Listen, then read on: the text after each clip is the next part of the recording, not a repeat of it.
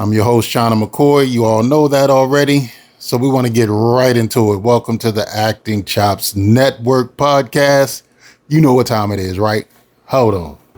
Where's she at? Wow. I really need to put something on this clapboard. You know what I mean? I need to stop playing around and put something on this clapboard.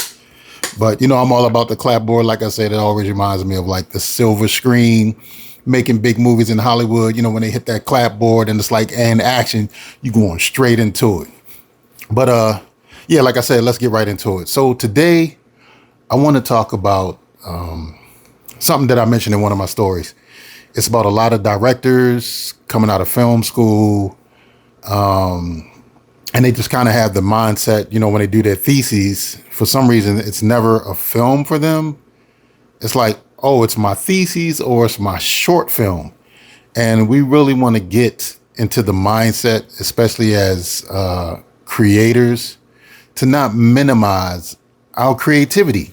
Because at the end of the day, we're creatives. We love writing scripts. We love telling stories, and we love showing that on screen, whether it's through a cell phone or whether it's through a film camera. No matter what it is, we want to create some sort of mini movie or, you know what I mean, a skit or a sketch, so to speak, and I'll get into that.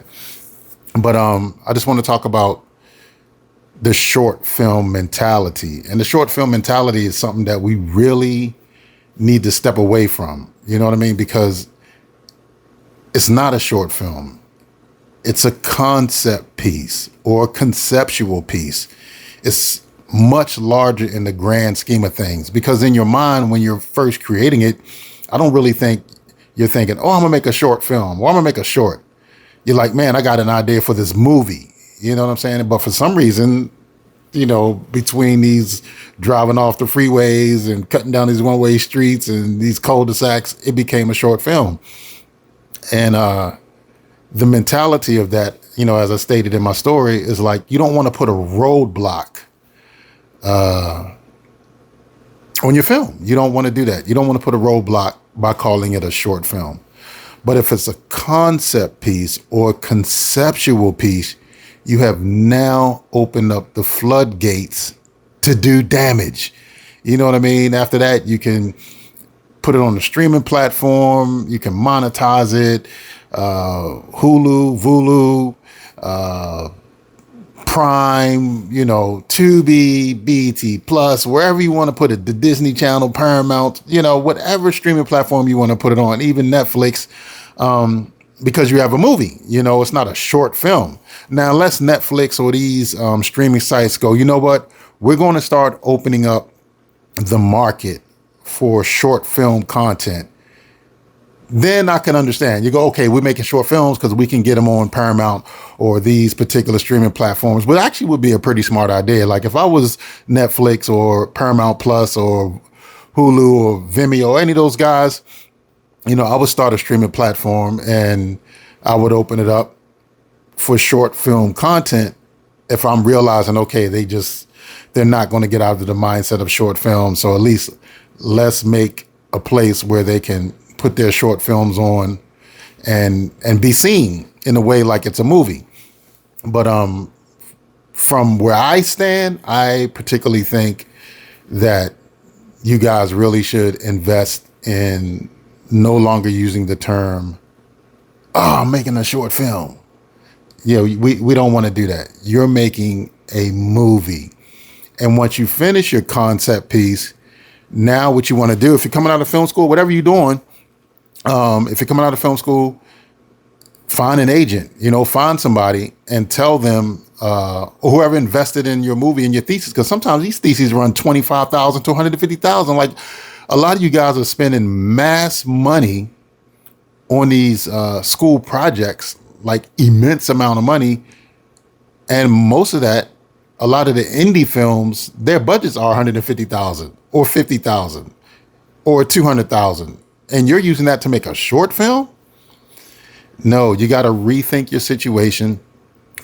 Get somebody to invest in your so-called short film and then make it a feature, because it has feature potential. You know what I'm saying? And then in film school, you're learning how to finance, you're learning lighting, you're learning cameras, you're learning lenses, you're learning how to schedule, you're learning how to make sides. You're learning so much. You're learning how to budget. So take all that time and invest the same amount of time into making a feature. And I don't know how many times I'm gonna have to say it. Invest in making a feature or a piece that you can sell, and stop cutting yourself short by calling it a short. Stop cutting yourself short. Do better. Be proud of it. It's a CP. It's a concept piece. It's a conceptual piece. I'm going to take this piece, and I got a friend who actually works at Disney, and I'm going to let him sit down and watch this and tell him it's a concept piece. Because once you tell him it's a short, he's like, oh, okay, that's pretty cool. You're going to put it in some festivals? And then it's like, you don't even realize, you're like, oh yeah, I'm going to put it in festivals. Yeah, your hopes and dreams just got killed. So we don't want to kill hopes and dreams, because I came here on a hope and a dream.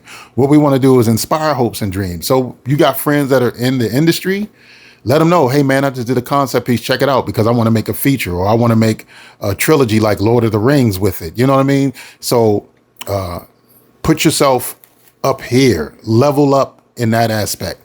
And then, I have my skits and sketches people. Now, I love those people. They on TikTok, they on Instagram, and their little skits and sketches. Some of them really funny. And I'm going to give them grace. It takes time. It takes effort. It takes friends. It takes lots of cell phones. It takes a lot of editing and whatever those guys do to make their skits funny or their sketches funny. Now, here's the funny thing about that.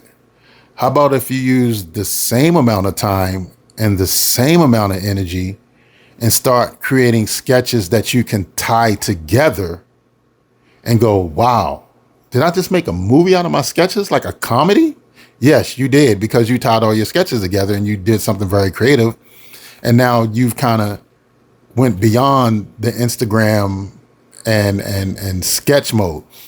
You now traveling into the film world and to the TV world, not even realizing that's what you're doing. I mean, think about it, right? You look at SNL, right? Saturday Night Live, skits and sketches, in living color. Go back and watch that. That was during the 90s. That was so funny. Bunch of skits and sketches for TV.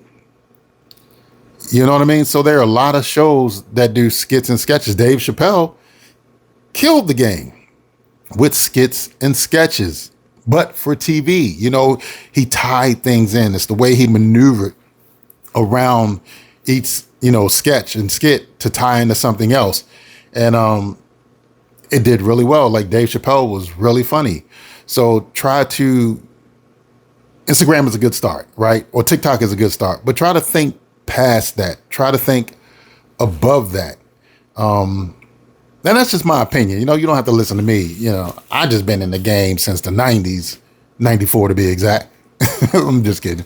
But yeah, I've been in the game a long time, and I've watched things evolve, and some things I felt like the evolution process just didn't get there. And that's okay, because it happens. That's what the film industry is about, right? It's about you live and you learn a lot of lessons, and you fail and you get up and you fail and you become successful, and you fail and then you become super successful. That's just a lot of different ways to move in the industry and in the media platform in the world. So what I recommend to everybody is, again, from short films, from skits to sketches, just think beyond where you are and put yourself in a place that people take you seriously, because sometimes people go, oh, they got 500,000 followers from their skits and sketches. Don't mean 500,000 people are going to watch your show and buy tickets, because they're used to seeing you in these little skits and sketches in short form. So that's all they expect you in. But if you start tying your stuff into stories, you know what I mean? And it's like a through line, and you know what I mean? Or sometimes they say one thing is happening in this skit, right? We're doing this whole skit and it's fun and it's funny. Next thing you know, you get knocked into another skit, and then it's a whole new situation. You just tied those two things together. And that's something you should think about as a creator, being on TikTok and on Instagram.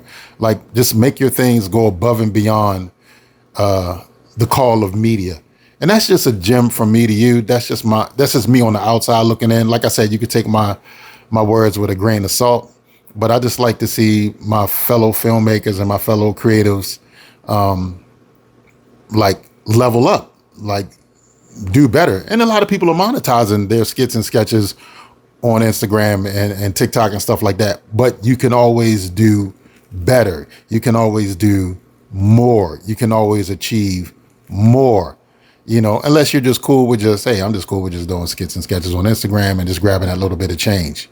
You know what I'm saying? So also that always has to do with mindset, which is important when you're in this industry. If you have a certain mindset, then that's all it's ever going to be. And that's how people perceive you, because everything is based on perception. So people look at you all the time and you're just doing short films. They're going to perceive you as, they're not ready for the big leagues. They just make a bunch of shorts. Or I don't know if they're ready for TV or film or the media arena, because all they do is skits and sketches. They're not used to going the distance of a marathon or a triathlon of a TV show. So you don't want to have people to have that perception of you, because you have been going quite a long time. If you've been on Instagram for like a few years and you've been making skits and sketches since the days of Vine, you know what I mean? And if y'all don't know what Vine is, look it up. A lot of people doing skits and sketches today were doing skits and sketches back then. So that's just my opinion. Take it for what it's worth. And again, thank you guys for always showing up and coming out.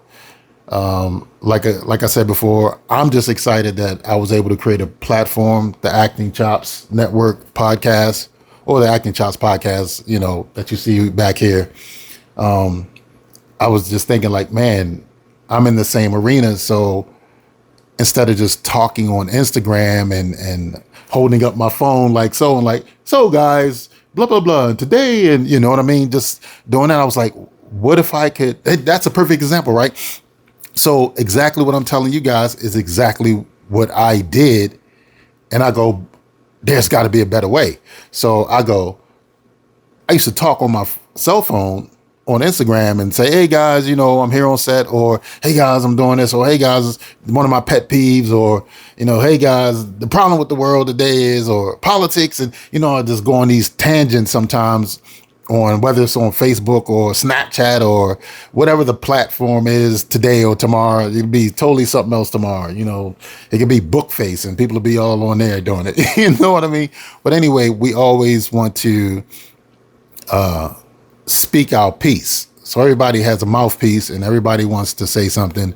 And, I'm in the same arena. And what I did is I was like, man, all this energy that I'm using for a few likes, or some views, because I think I'm saying something so profound that's like shocking the whole world and just went viral, which none of that never happened. But I'm just giving you an example.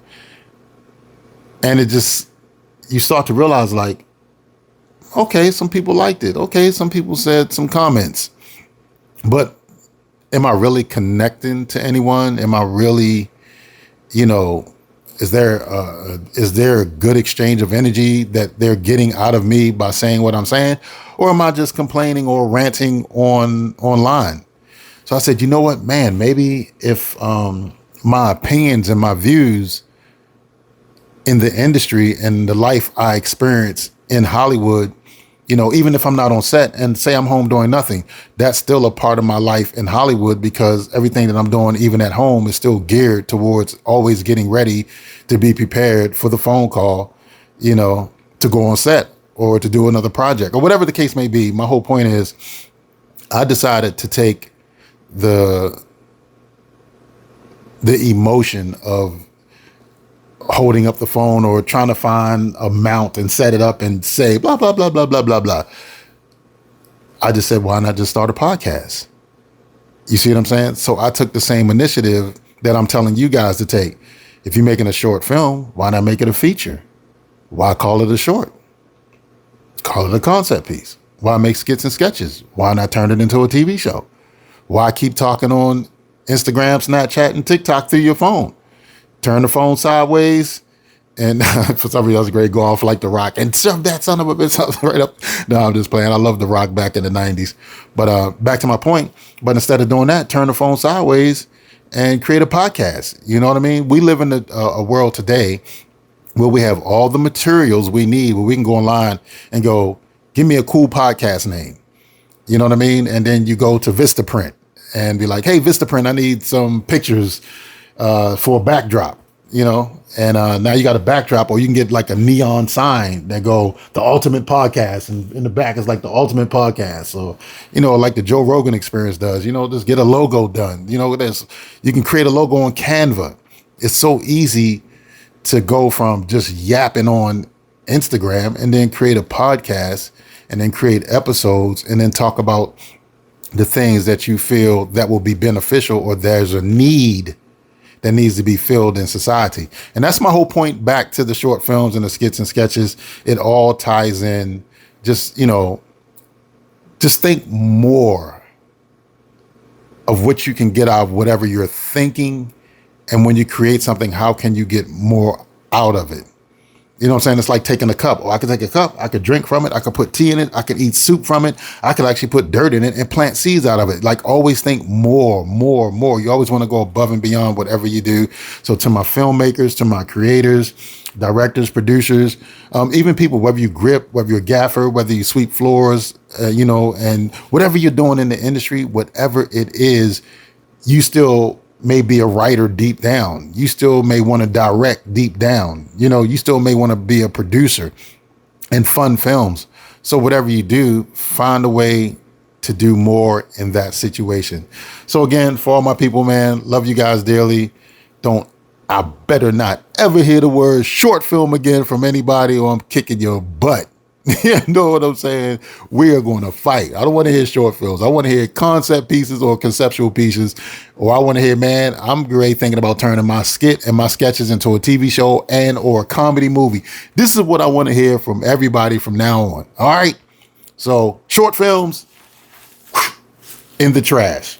Get your clapper, take one, and get it moving. Anyway, welcome to Acting Chops Network is on YouTube. Welcome to Acting Chops Network is on Instagram. So look us up. You know what I mean? If you like us, subscribe, because if you subscribe, that means you like us. And that's just the way it works. So anyway, until next time, peace.